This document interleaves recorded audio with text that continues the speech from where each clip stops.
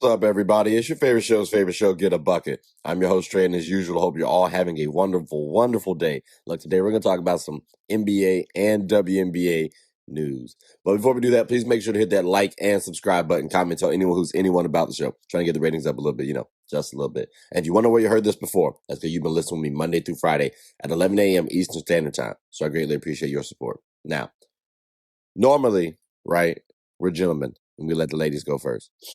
But that's not going to be today. We're gonna save the women for last, okay? Currently, point in time for the NBA, right?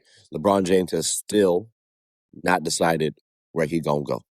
I mean, maybe he knows. We just don't know, right? The Heat had a press link leaked, and people speculating, that's where Bron's going to go. People have talked about how Bron's going to go to the Warriors. We got all these different ideas. I ain't going to really focus on it until the man makes his decision. I just can't wait for him to make his decision because then once that happens, the rest of the NBA is going to start to roll, right? Like, we'll know what team he on. So now we trying to figure out when to schedule his team versus the Lakers, right? Like, can we see him versus Bronny? That might be a discussion. Like, these are things that we got to factor in and think about. But currently, point in time, we don't know where Bron is going to go.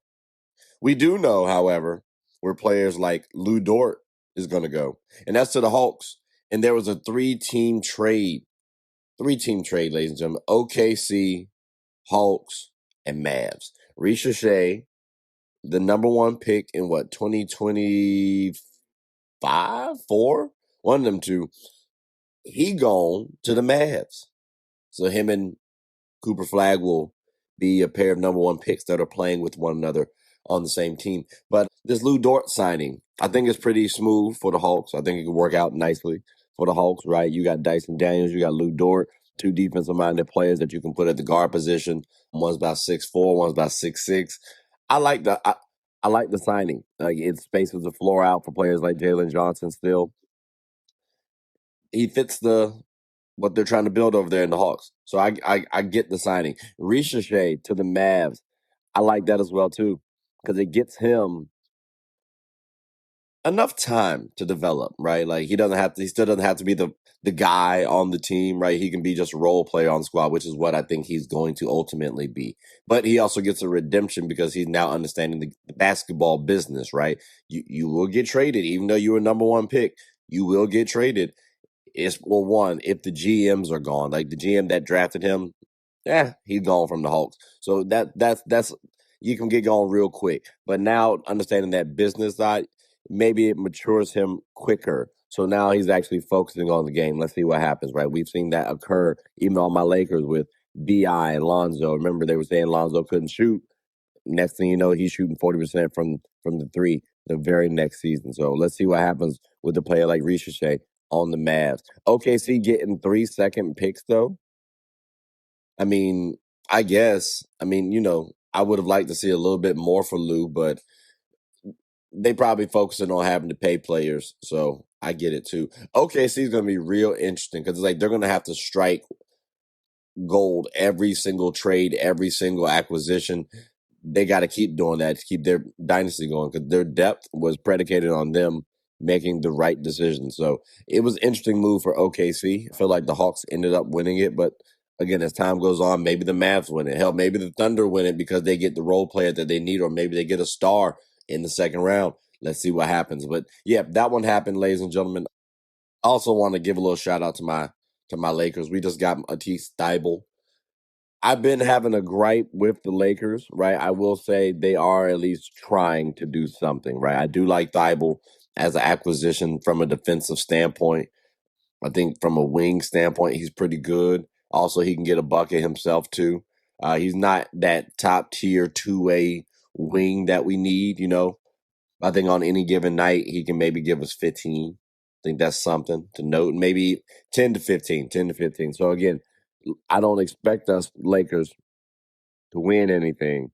I'm just saying the Matisse Thybulle deal, I do like it. The only thing that I noted was it's a 1-year deal. So if he has any sort of hiccup, any sort of slow start, I can see JJ benching him, and it's not going to be fair. So again, there is pressure on Thybulle to produce for sure.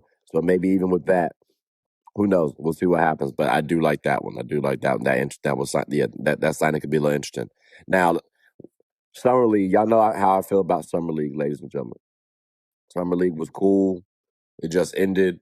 I'm gonna give a little love to the Dubs, right? They just won. All right, so let's see what happens. They won Summer League. Could they win the NBA championship? Let's find out. But Yaxel Lendenborg, ladies and gentlemen, he has been playing pretty phenomenal. I told y'all during the college days, he looked like he could have actually been the best player in college. And yeah, he might be one of the older players. He looked like one of the best. He looked like sometimes the best player on the floor in every game. Like he genuinely did. Some games you could argue, but he looked pretty stellar. And so he ends up going up against the Memphis Grizzlies, which contain Cameron Boozer, right, the number 3 pick in this year's draft. But also from my Blue Devils, he come from good stock. And look, Memphis was up double digits, and then the Dubs come back and win. I mean, a lot of that had to do with Yaxel Lendenborg. 94-90 was the game was the game score. Yaxel has 21 points, 10 rebounds. Like, that's not bad. Cam does his thing too, ladies and gentlemen, with 19 points, 8 rebounds, 4 assists. But, I mean, it's the scoring that Yaxel does coupled with the defense. Like, he's going to be a quality two-way player in the league. And, yeah, he's older, so that gives him an advantage over players right now. But when we're talking about Rookie of the Year race, he has a case for winning it. He does. Let's say if the Warriors actually go to the playoffs and he's a pretty decent reason why, I think that's fair to say, hey, Yaxel gets the MVP award or should or could. Like, that discussion needs to be had. So I'm looking forward to seeing Yaxel Lendenborg. And this, again, not just because of Summer League, because I told you all I don't believe in Summer League like that. It's cool. It's entertaining. Like, it was fun seeing Yaxel go up against Cam for sure. It's cool that Cam was able to go to the championship game for sure. But, like, let's be real. It's not like Memphis going to go to the championship game. They're not even going to go to the playoffs. So it's cool seeing this, but I had the expectations of Yaxel entering, after college. Because, again, I saw what he did against us. I saw what he did in March Madness. The man was special. He was spectacular. So that's what I'm looking forward to seeing.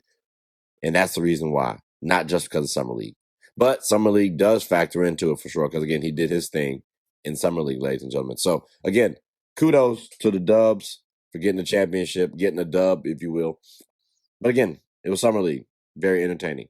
Now, we've talked about pretty much everything I wanted to talk about on the NBA side. I mean, there was a couple things I could have noted, but it's not really how the show drops, right? It's not what I really want to talk about on the show. What I do want to talk about on the show, ladies and gentlemen, is Napheesa Collier for the WNBA. She is back. Like I just said, I just said, ladies and gentlemen, once she returns, it's going to be a problem.